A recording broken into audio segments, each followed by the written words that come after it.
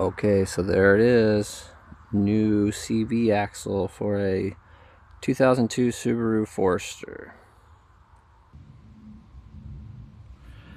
Okay, so step one, I already have a couple jacks under here.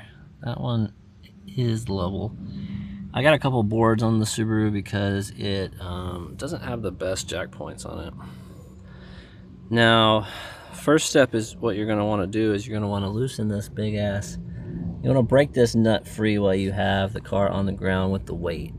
And to do so, I already knocked this in, but this is usually indented into this little groove here. So you're going to take like a flathead, you're going to want to hit it with a hammer until you can bend this little thing out to make it the circle round again. Then you're going to take your biggest fucking socket you have and break that motherfucker loose. And then you'll jack your car up, take all your bolts out of your tire, pull your tire off, and then you can access everything else you need to. And I'll show you the step-by-step process of this. Okay, so once that little divot's knocked out, find your big ass socket that you misplaced. It's going to be a 32 millimeter power torque. And you're going to want a decent sized this is like a snap-on breaker bar, and I'm also going to be using a pipe too. Alright, so this is going to be the setup for this. I'm going to put this bar on this end. That's going to give me an extra foot or two to break that nut loose. Once you get that just loose, don't take it off yet, then jack the car up, take out all your bolts, then you can start accessing what you need to do. Okay, so for me, I weigh about 180, and I basically just had to kind of step on and give it one good kind of push, and it popped right off. Well, didn't pop, but it broke loose. So now let's jack the car up, and we'll go to the next step. Okay, so the car's jacked up. This one's holding a majority of the weight. Yeah, I know the boards look a little sketch, but there's not a good point to jack these off of. And then I have a redundant jack that's kind of like a jack stand for this side. And then what I like to do is do a little shaky test. Do it a couple times, make sure nothing moves. Your tire is now off the ground. Let's take all those bolts out, and I'll show you the damage. Okay, so to make me feel a little safer, I usually throw the tire up underneath the car, just in case if it falls, it'll fall on that. So this is the problem with this one. It's got a torn CV boot that I think a bearing broke off or something. So it's got a nice fucking terrible clicking sound when you turn left. And so you can buy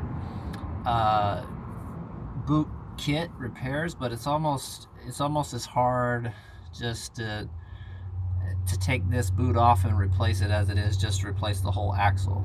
The axle is only $100, so it's sometimes just easier to replace it. And so next step is going to be take this nut completely off, and then we can get to taking the control arm off, which is this guy here, which is pretty easy. You just take that pin, this cotter pin out right here, loosen that nut, and then you basically whack it with a little hammer until you get it off. Now, the last time we did this on the right side. We ended up taking the caliper off. We messed with the alignment. We took the what's this? We took this guy off last time, and none of it was worth it. You don't really need to do all that because this thing can articulate pretty hard. And I know some of my wordage might not be the greatest for you auto mechanics, but I'm just doing this myself. Okay, so yeah, let's get that next step going, and I'll keep showing you how to do this. Next step is going to be taking your big ass axle bolt off. Should be nice and easy now.